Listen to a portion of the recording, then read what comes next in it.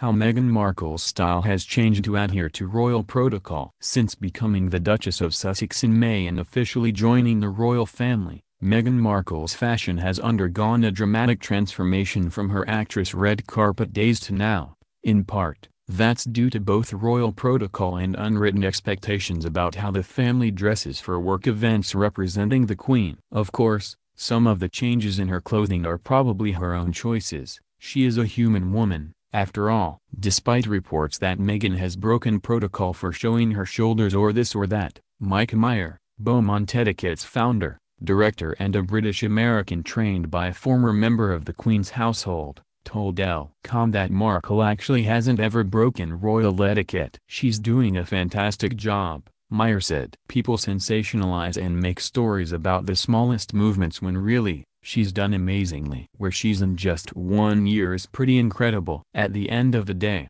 royal protocol is meant to show respect to the Queen and to the country and to its citizens and to the attendant event. If you think about royal protocol in that way, I don't think anyone can say that she has been intentionally disrespectful. And therefore she has not broken royal protocol. True, Meghan's transformation over the last year spans from her wardrobe and makeup, down to her body language, the way she's carrying herself and the way she's walking and meeting and greeting people, Meyer said. Here, she breaks down how Meghan's wardrobe has changed. In particular, Meghan's wedding gown tailoring. Critics thought the dress was ill-fitting, had everything to do with preference and nothing to do with royal protocol. She would not have been told exactly about the tailoring. If anything, usually people would expect that protocol would say it shouldn't be tight. With the Duchess of Cambridge, Kate Middleton, it was perfectly tailored to her figure. I think it's just a matter of preference between her and her designer. Meghan's trooping the color off the shoulder two-piece,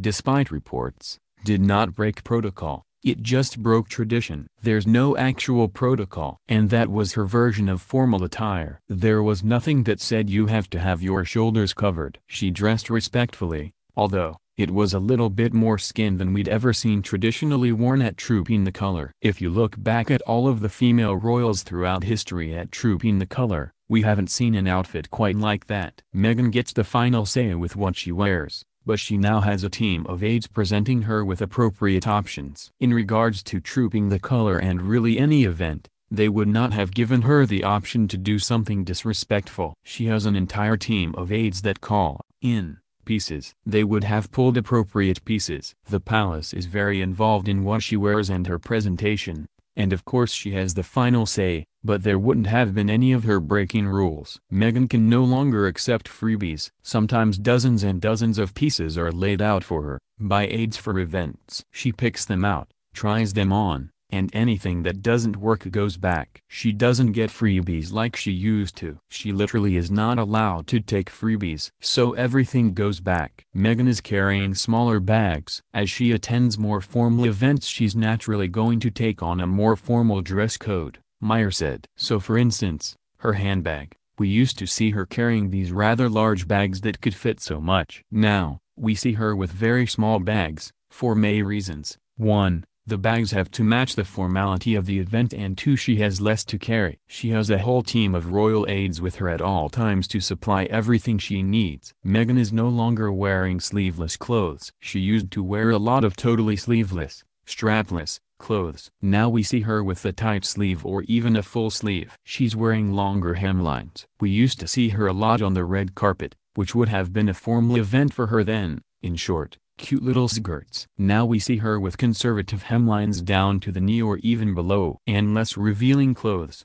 period. Nothing is too tight. It's still tailored but not too revealing. We don't see cleavage. We just see her dressing very respectfully. I think she knows she's representative of the royal family and a role model for so many. Open-toed shoes and sky-high stilettos are out. We used to see her on the red carpet or at a formal event with open-toed shoes during the day. Now we see her with closed-toed shoes during the day. She does not typically have too much, if any, platform on her heel, which she used to. We know that either polish or suede are typically the most formal for closed-toe day attire, and we see her with a lot of those colors. Her jewelry is minimal instead of statement. Why? Her jewelry is very simple, very elegant. If we look at older pictures of her style, She used to have lots of bracelets or little tie bracelets that were woven together in stacks. Now we don't see those anymore. We see more polished jewelry. And in terms of her presentation, we see of course catch her wedding ring, her marital jewelry. She's wearing fancier hats. We've never seen her in them besides a fedora and a couple of straw hats. Now we see her following very British traditions of wearing hats,